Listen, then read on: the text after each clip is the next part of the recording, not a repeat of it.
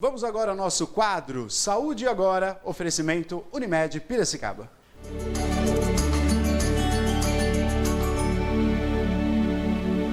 E o assunto de hoje é Dia Mundial de Combate ao Câncer, que foi celebrado no dia 4/2. E conosco aqui o Dr. Bruno Soares Rocha, Calabria, especialista em medicina, claro, da oncologia clínica, médico auditor de oncologia da Unimed Piracicaba. Bruno, seja muito bem-vindo. Muito obrigado pela sua presença, viu?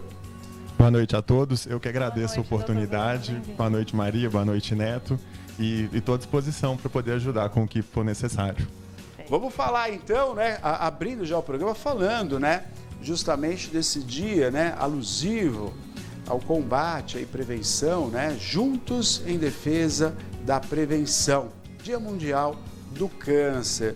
Doutor Bruno, vamos falar um pouquinho o quanto é importante. É claro que o câncer todos os dias, todos os momentos, cientistas, médicos, familiares, né? Justamente lutando e combatendo o câncer.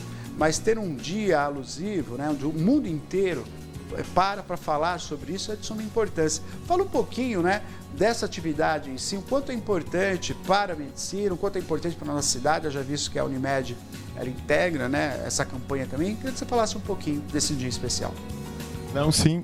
Quando se fala em combate ao câncer, normalmente as pessoas podem pensar mais em tratamento, né? Perfeito. Mas o tratamento, teoricamente, já é uma etapa mais avançada do processo, né? Aham. Porque, idealmente, o combate tem que começar antes. Exato. E quando nós falamos de começar antes, basicamente com prevenção e diagnóstico precoce. Então, prevenção é tudo aquilo que diminui o risco do câncer vir a surgir. E aí entram hábitos de vida, né?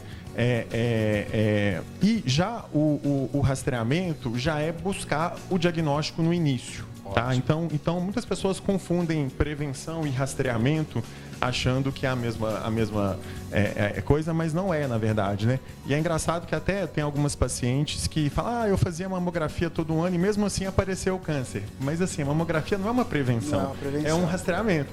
Se a senhora quer reduzir o risco de surgir câncer, são hábitos de vida, são outros aspectos relacionados. Aham. Então, são pontos diferentes. E a gente vai abordar isso também aqui. E claro, e você que está assistindo a gente pode participar. Tem alguma dúvida, alguma pergunta? 991411048, o WhatsApp está na tela para você. Faz a pergunta para nós, tira a sua dúvida.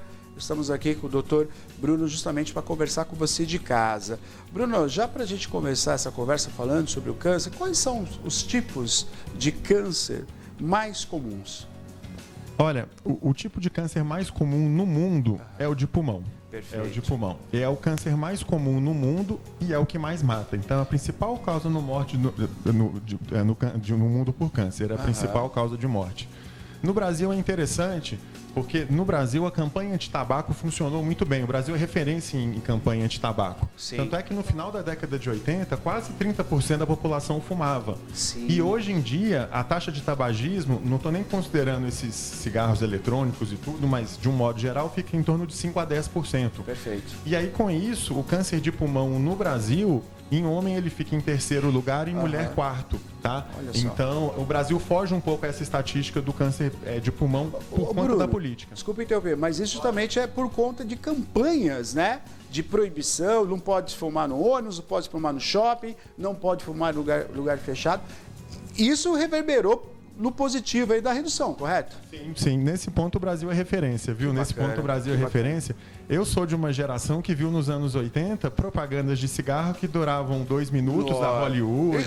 Colocando esporte, né? Você fala, como é que pode o esporte tá ligado com cigarro? Exatamente, Né? o camarada subia a montanha, saltava de E paraquedas, acendia o cigarro. pegava um jet ski e no final do jet ski ele acendia Acendia o o cigarro. cigarro. Então, assim, isso não existe mais, né? Então, realmente o Brasil, nesse ponto, ele é uma referência mundial. Que bom. Vários países na Ásia e na Europa não passaram ainda por essa transição. Né? Aham. Isso é E aí a interessante. quantidade de pessoas é muito grande que fuma, e aí, obviamente, acaba sendo pontual ali o índice de câncer pulmonar, né? Perfeito. E é interessante porque dos casos de câncer de pulmão, 80% a 90% fumaram. Olha isso. E aí alguém pergunta, mas e as causas, né? Será que é sempre uma causa só? Nunca é uma causa só, sabe por quê? Quem fuma a cada 12 pessoas que fumam, só uma que vai ter câncer de pulmão. Ou seja, tem outras causas envolvidas, né? Então nunca é uma causa só, né? Mas essa é a principal causa, então é a causa que tem que ser combatida. Ou seja, daí a gente já tira uma boa experiência que assim, são causas que a gente tem que reconhecer quais são e combater. E todas elas praticamente aliadas ao hábito.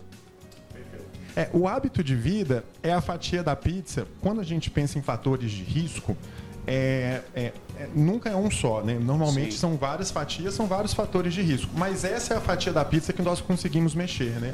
Idade é um fator de risco para vários tipos de câncer. Perfeito. Ninguém consegue mexer. Histórico familiar é um fator de risco para vários tipos de câncer. Ninguém consegue mexer na família. Agora, hábito de vida é a fatia da pizza que a gente consegue mexer. Então é a fatia de pizza que tem que ser trabalhada, né?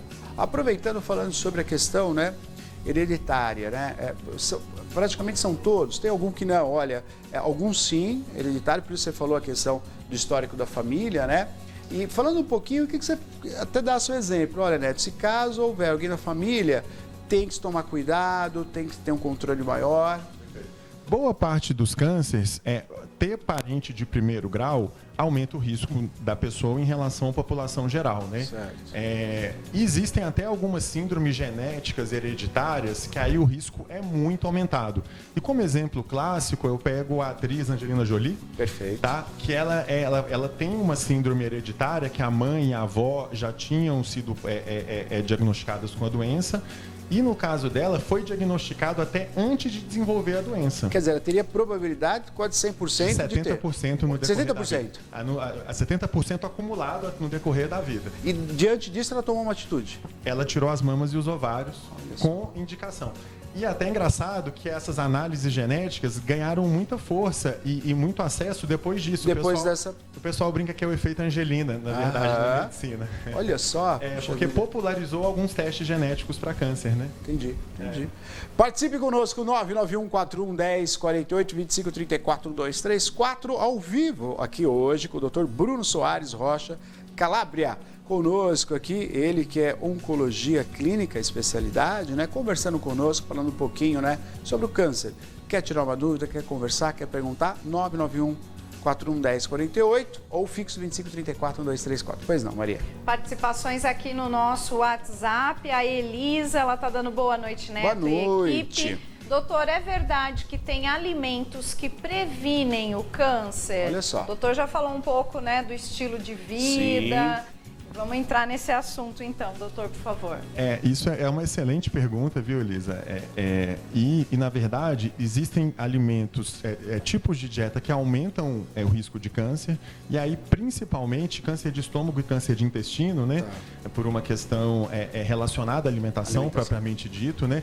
Então, o que o pessoal chama de dieta inflamatória, né? Que é aquela dieta rica em gordura animal, proteína animal, alimentos processados, carboidratos, né? Então, essa dieta realmente ela é mais relacionada a câncer de estômago, a câncer de intestino, por exemplo, e até indiretamente a outros cânceres, porque a obesidade, porque essa é uma dieta calórica, então a obesidade é ligada hoje em dia a mais ou menos uns 20 tipos de câncer, né?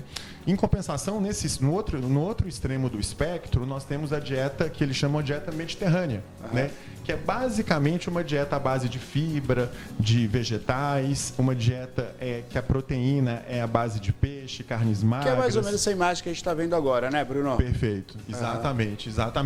Então, essa é uma dieta que o pessoal chama de uma dieta antioxidante, uma dieta anti-inflamatória, né? Então, nesse caso a gente tem uma dieta protetora e a dieta E aí ocidental, sim, é protetora mesmo. Quer dizer, você tendo esse hábito de se alimentar dessa forma, você está garantindo aí uma proteção.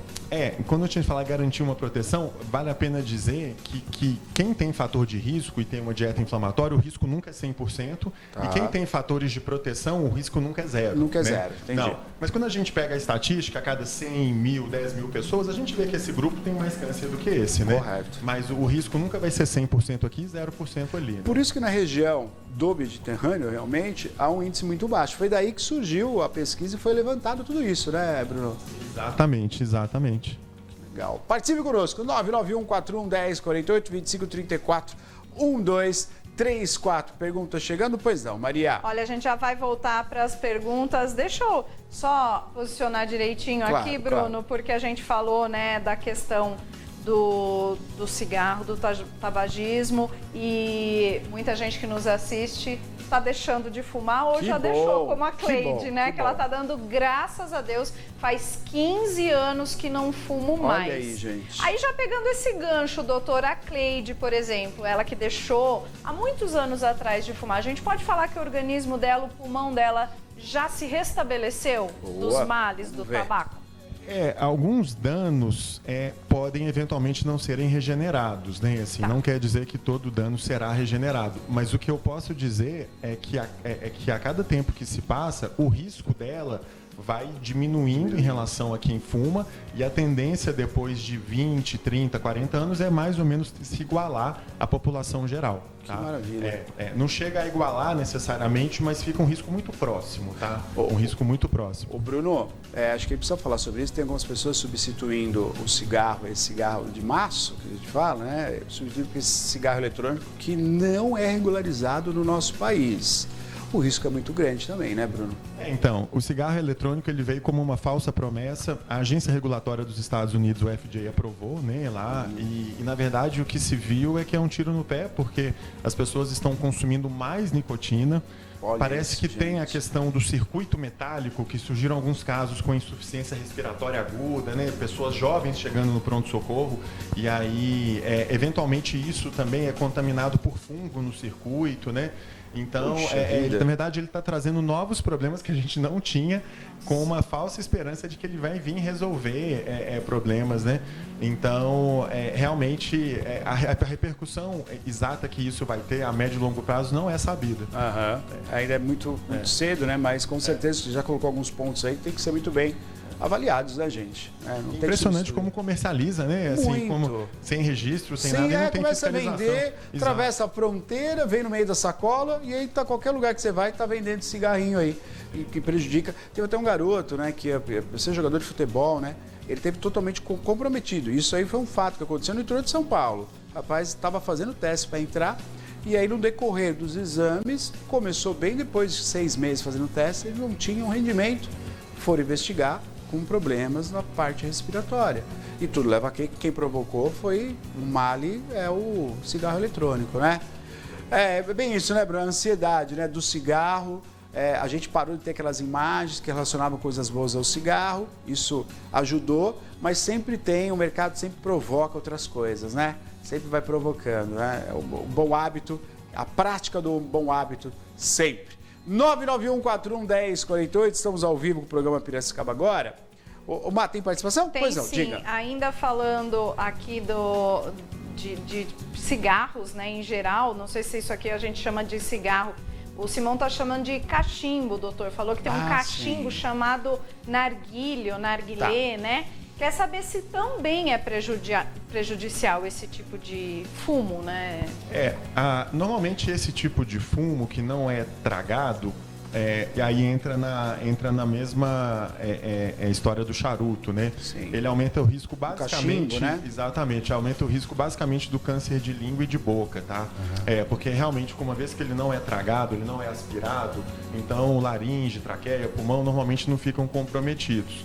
Mas como é muita fumaça e as pessoas seguram na boca, então basicamente é o mesmo risco do charuto, né? Câncer de língua e câncer de boca, principalmente. Câncer de boca também, né? A partir do momento que a pessoa teve o diagnóstico, né? A pessoa, olha, você está com câncer, como é que ela deve proceder? O que tem que ser feito, Bruno? Normalmente, são feitos por médicos especialistas, e se eles se sentem aptos a isso ou não, eles encaminham para um oncologista de forma mais precoce ou não, né? Mas normalmente são feitos exames de imagem para poder ver se o câncer está restrito àquele local que ele começou, ou se o câncer ele foi parar em outros locais. O nome disso é metástase, né? Sim. Porque isso muda a logística do tratamento. E hoje em dia ainda a cirurgia é o carro-chefe na maioria dos tratamentos, né? As doenças localizadas, mama, estômago, intestino, pulmão. Os casos localizados vão ter cirurgia em algum momento da sua jornada, né? Perfeito, cirurgia sempre é um caminho aí. Mas hoje existem medicamentos aí recentes para tratamento? Por exemplo, câncer de faringe, por exemplo. Tem medicamento para se tratar e reduzir? Perfeito. Essa é até a minha área, né? Eu não sou cirurgião e a minha parte é só de medicamento. Nos últimos 10, 15 anos, houve um boom de outras classes de medicação. Porque quando a gente pensa em medicação para câncer, só se pensa em químio, né? Mas, na verdade, existem outras classes de medicação. A imunoterapia, que é uma modalidade que estimula a imunidade a atacar o câncer, então age indiretamente. Sim. Existe uma outra modalidade que chama terapia-alvo, que algumas características que estão ali é igual chave e fechadura. Tá, a medicação vai buscar agir justamente naquela característica, né? Então, hoje em dia, existem outras classes de medicação que não quimioterapia e que vieram revolucionando aí o tratamento de algumas doenças que eram até incuráveis no passado e hoje em dia não são. Já estão. Isso é a ciência evoluindo, indo conhecendo cada vez mais essa doença, né? Muito bom. Estamos ao vivo, participações, 991411048. Pois não, Maria. O doutor comentou sobre a dieta mediterrânea, né? Que fala-se que é uma das mais indicadas, né? O Júlio, a gente até mostrou a foto de um salmão ali junto com outros legumes que gostoso, e frutas, né? Aliás, eu adoro tudo daquela foto lá. O Bruno vai puxar, o Lucas já vai puxar pra gente. Essa aí, ó. Mas o Júlio está falando que falam por aí do salmão, mas ele não seria um tipo de peixe muito gorduroso, doutor? Aí vem uma questão que nem toda gordura ela vai ter uma atividade inflamatória, né? Ela vai ter uma atividade... E aí, nesse ponto, a gordura da carne branca e a gordura da carne vermelha realmente são diferentes. Em termos calóricos, eu concordo. Mas a questão de termos inflamatórios, aí realmente tem diferença. O perfil de gordura trans que eles chamam, né? Então, acaba que a gordura da carne vermelha, ela é diferente da gordura da carne branca. Nesse caso, o salmão nem é tão branco assim. Mas um dia foi, né? Um dia foi branquinho, vai mudando de cor, né? Ele vai mudando de cor, é verdade. Em termos calóricos, ele está correto. Está correto. Agora, tem uma coisa muito interessante nisso, que assim, a gente está vivendo mais, né? E o viver mais... obviamente que vão aparecer algumas doenças que vão ser tratadas. Viver mais é tratar, ter qualidade de vida para poder viver mais, viver com qualidade, né? Isso está atrelado diretamente ao nosso hábito de viver mais. As pessoas, antigamente, elas viviam menos, né? Porque elas não tinham acesso, primeiramente, à medicina, à ciência tão evoluída, e também não tinham acesso a comidas de qualidade, né, Bruno? A gente sabe que os nossos avós, a banha de porco, é bom, o torresmo. Hoje, eu penso 5.000 vezes antes de encarar um torresmo. Vou me analisar o mês, o que eu fiz, para poder ali e comer uma bela de uma feijoada, né? E é uma garantia isso, né, Bruno? Quer dizer, você pensar aí, não mais no agora, mas pensar no futuro, né? Sim, mas a verdade seja dita, a obesidade no mundo vem aumentando, né? Inclusive no Brasil, né? Porque a nossa oferta de dieta calórica, de um modo geral, ela vem crescendo, né? E produtos industrializados, né? Exatamente. Então, assim, a nossa expectativa de vida só aumenta da humanidade. Agora, no Covid, deu uma diminuída, né? Mais temporário, mas a cada 30 anos que a humanidade vem passando, vai aumentando em média 10 anos de expectativa de vida. Está sendo uma coisa absurda, na verdade, né? E o que acontece é que não é porque os nossos hábitos de vida estão melhorando. O que acontece é que a tecnologia e a medicina estão melhorando. Porque, na verdade, na minha visão, nós vivemos mais tempo, mas nós vivemos pior, tá? A nossa alimentação tem piorado de um modo geral, o nosso estresse, a nossa carga horária, né? Então, o mérito é todo, via de regra, da tecnologia e da medicina. Se a gente pensar na década de 30, o pessoal não tinha geladeira, não tinha luz elétrica, não tinha saneamento básico, né? Sim. Então, olha quanta coisa perigosa atrelada aí, né? Exato. Então, assim, hoje em dia até saneamento básico não é uma realidade para boa parte do país, né? Mas é isso que vem melhorando, na verdade, né? Tecnologia e medicina. E medicina, né? Que está salvando as pessoas, tendo longevidade. Mais participações? Pois não, Maria. Mais participações, agora é o Jean que está pedindo para perguntar para o doutor Bruno. Quando uma hérnia tem que ser operada, se a hérnia, né, é uma pergunta, se a hérnia pode virar um câncer e se a hérnia muito pequena também é necessário operar? Oi, Jean, boa noite. Então, hérnia é um termo na medicina que vale até a pena explicar. Hérnia é sempre que alguma coisa está fora do lugar que ela devia estar. Tá. Então, por exemplo, nas vértebras da coluna tem discos de cartilagem. Se esses discos saem do lugar, faz uma hérnia de disco. O nosso umbigo deveria estar no umbigo. E se ele sai do lugar, é uma hérnia de umbigo, tá? A nossa virilha, a parede, deveria estar na virilha. Se ela sai do lugar, uma hérnia de virilha. Então, provavelmente aqui ele está perguntando sobre hérnias de umbigo, hérnias de virilha. Sim. O que acontece? Primeira coisa, quando elas são pequenas, podem entrar alças do intestino ali e estrangular, tá? Então, essa é uma indicação de cirurgia até de urgência. Qual seria essa hérnia? Hérnias de parede do abdômen. Que podem, normalmente é umbigo e virilha, que já são regiões de fraqueza natural, mas às vezes é cicatriz de cirurgia, que é uma região de fraqueza adquirida, né? Então é muito comum a pessoa fazer uma hérnia na cicatriz da cirurgia, que é uma região de fraqueza. Então, eventualmente, alças de intestino podem entrar dentro dessas hérnias. E aí, se a hérnia for grande, esteticamente é feia, mas é melhor. Por quê? Porque a alça entra, sai, ela passeia ali. Por ali. O problema é a hérnia pequena, que a alça pode entrar e não sair, estrangular. Tá? E aí até uma indicação de cirurgia de urgência. Essa é a primeira questão. Normalmente, obstrução de intestino, vômito, distensão. Por quê? Porque a gente tem uma alça ali que foi comprimida, né? Agora, a hérnia virar câncer, não. O que pode acontecer, em alguns casos, é que existia câncer ali e foi interpretado erroneamente como hérnia. E acabou confundindo isso. E esse tipo de confusão pode acontecer. Pode acontecer, né? Vamos falar de prevenção, aproveitando, né? Eu queria que você falasse assim, o diagnóstico, né? Como é que eu tenho que me comportar, além do hábito, como você falou, dos exercícios, da boa alimentação, né?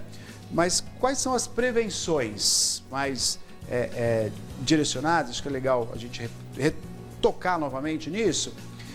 E o exame? Quando que eu tenho que fazer exame? Como é que eu devo proceder? Tenho algo que está errado comigo, estou sentindo alguma coisa errada, quem eu procuro, como é que eu devo proceder? Então, ainda falando em prevenções, mas não falando de hábito de vida, a gente tem que chamar a atenção para o câncer de colo uterino, tá? Que 70% a 90% dos casos são causados por um vírus, né, o HPV. O pessoal até diz que é um câncer sexualmente transmissível, né? E na verdade tem vacina, inclusive disponível no SUS, para as crianças de 9 a 14 anos, tanto sexo masculino quanto feminino. E é por isso que o câncer de colo uterino está caindo no mundo inteiro, no Brasil também, tá?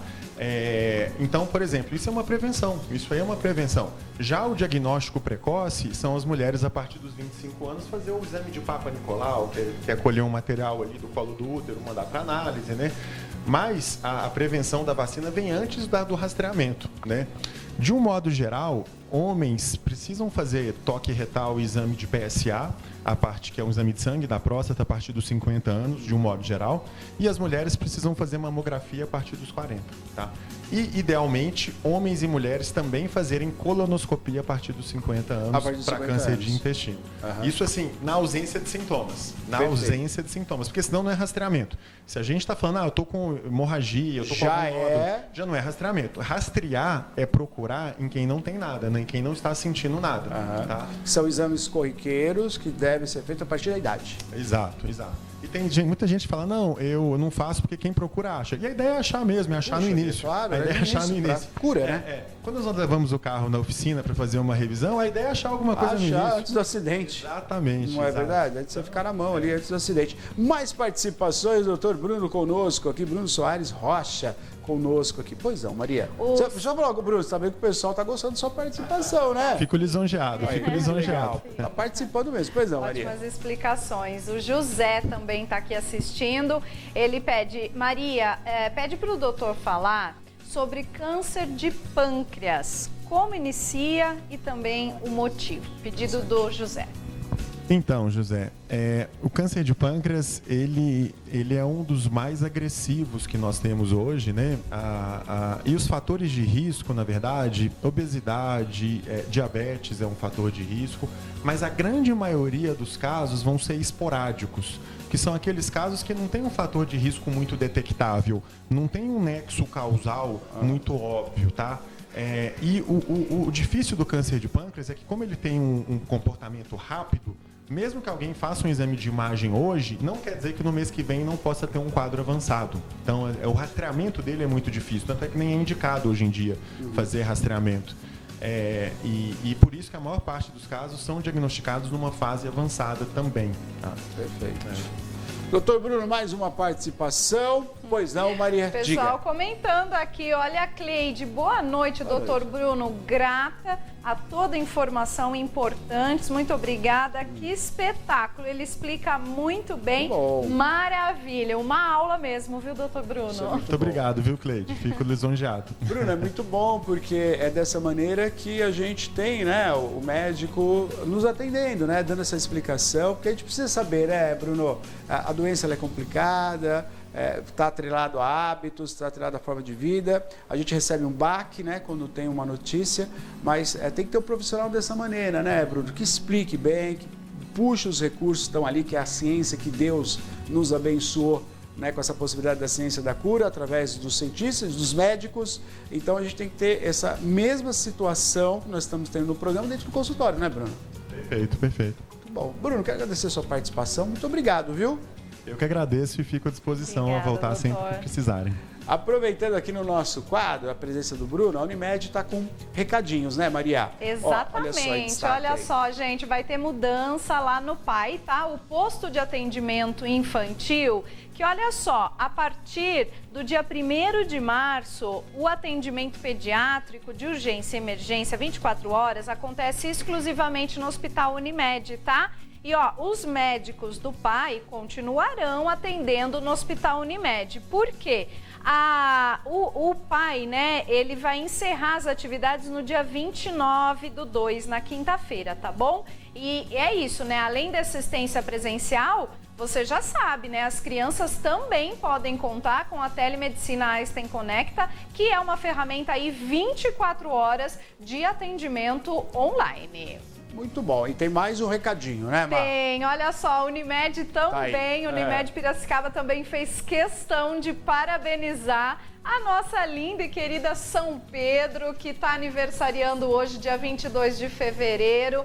Colocou lá em suas redes sociais uma bela homenagem. Olha que foto bonita, aérea Conhece de São Pedro, Bruno? Você conhece São Pedro? Bonita cidade, né? Muito bonito. Olha que lindo, a Unimed Piracicaba celebra os 143 anos de São Pedro e se orgulha de fazer parte da história dessa cidade. Muito bom. Tá aí, parabéns à cidade de São Pedro também. Bruno, mais uma vez, muito obrigado, viu? Eu que agradeço. Boa noite a todos. Sua participação. Tá aí, saúde agora, oferecimento Unimed Piracicaba.